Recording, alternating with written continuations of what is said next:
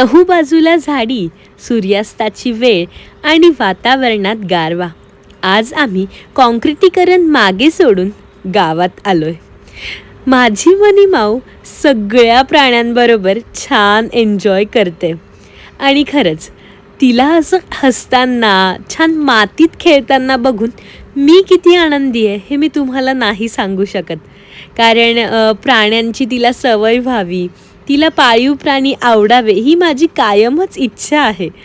कारण मी स्वतः खूप घाबरते, पण ती बकरीला, गाईला, कुत्र्यांना स्वतःहून छान स्पर्श करते, खायला घालते आणि इतकं छान वाटतं आहे तिला आनंदी बघताना. तर मनीमाऊ तर खूप एन्जॉय करत होती. कारण आज आम्ही आलेलो आहोत आमच्या लाडक्या राधिका मामी यांच्या गावी. सत्तेगाव हे त्यांचं गाव आहे. रक्ताच्या नात्यांपेक्षाही ही आपुलकीची नाती किती महत्त्वाची असतात ना.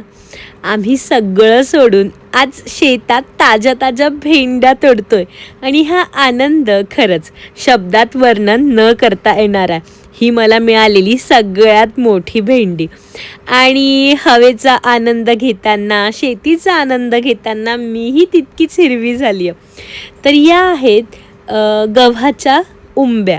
तर या भाजून खाल्ल्या जातात आणि आता मी त्या तोडल्या आहेत आणि माझ्या चेहऱ्यावरचा आनंद तुम्ही बघू शकता.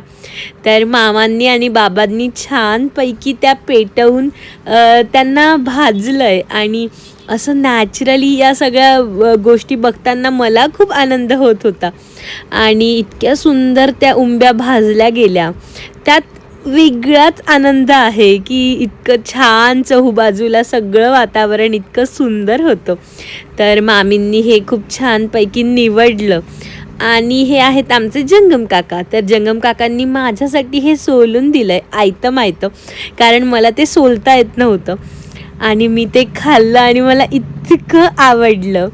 तर हा जो आनंद आहे ना, मला असं वाटतं हा गावातच मिळतो आणि गावातल्या माणसांमुळे मिळतो. कारण त्यांचं मन इतकं मोठं असतं ना. आणि खरंच ही नाती खूप महत्त्वाची आहेत आपल्या रोजच्या आयुष्यामध्ये.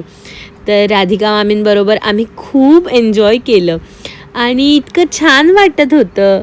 आता बघा मला इतक्या छान आयत्या उंब्या मिळालेल्या आहेत आणि मीही खूप आनंदाने खाते.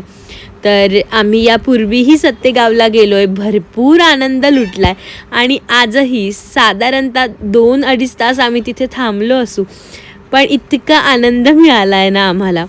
तर भेटूया अशाच पुढच्या इंटरेस्टिंग ब्लॉगमध्ये. बाय.